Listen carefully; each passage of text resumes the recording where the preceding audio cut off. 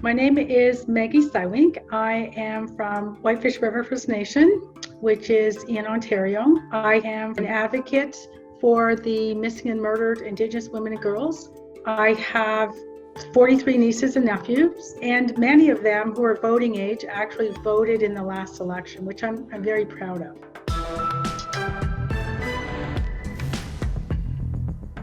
I think most importantly for me as an Indigenous woman, when I think about fiscal responsibility, is I look at my own spending. My question focused on fiscal responsibility of the federal government to the Canadian taxpayers. How the pandemic has affected my life is looking at how the government is treating vulnerable communities, including the homeless.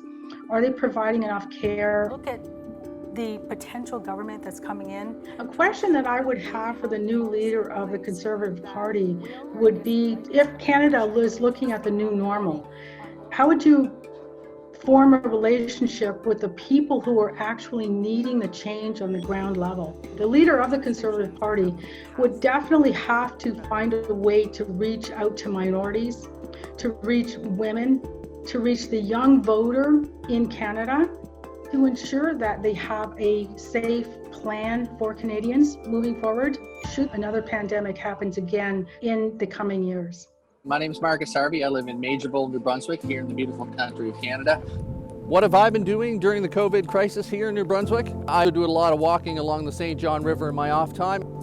I'm married and I have 3 sons. When I was speaking to Andrew Scheer last time before the last election, my main concern at that time was climate change. For the first 40 years of my life, we've had 4 floods. In the last 10, we've had 7. If the water goes over the road next year, it'll be 4 in 4. This year, we didn't get the flood, but we got COVID instead.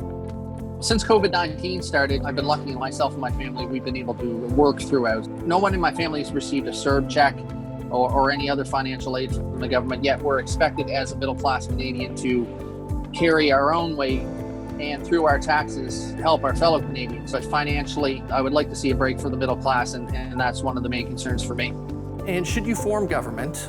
In the new Conservative leader, I'd like to see somebody who is more centered politically, someone who is politically savvy, and someone that can take on Trudeau, address the issues that have happened, and then if they are to form government, make those decisions, be fiscally responsible, get the economy back, get us through this COVID thing, and hope for brighter days on the other side of this. My name is Omer Ali. I'm 31 years old. I live in Brampton, Ontario. I'm currently working in the corporate retail world, and I'm a self-confessed political enthusiast who loves to keep up to date with what's going on in the political world in Canada. I do like conservative fiscal policies. However, I'm finding it difficult to cast my ballot this time around for the Conservatives. With the previous election, I was more concerned about the inclusivity within the Conservative Party. I've always found that people of my color, people of my religion have not always been well representative in the Conservative Party, and that's really what I wanted Mr. Andrew Scheer to clarify. COVID has definitely changed my opinion on how the leader of the country should create the way for the country moving forward. But however, with the Conservative Party, my priorities remain the same. I'm looking for someone who's going to actually portray the Conservative Party as an inclusive party.